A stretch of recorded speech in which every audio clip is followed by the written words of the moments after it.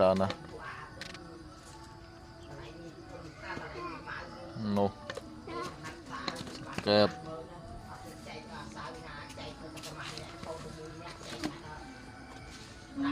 បាត់ទៅណាបាត់ចាប់សេញហើយតែគោងាប់នឹងបាក់យក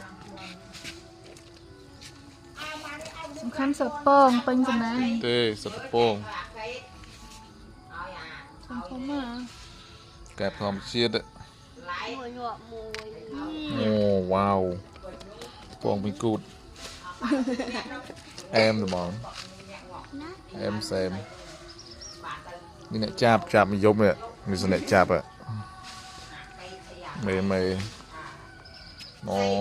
ទូច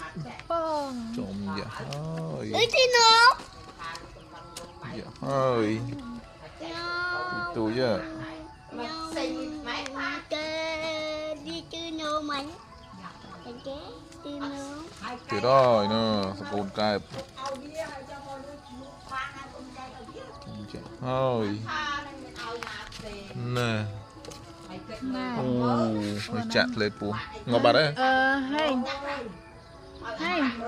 vô vô sân mạnh không anh đi mèo vô sân mạnh không anh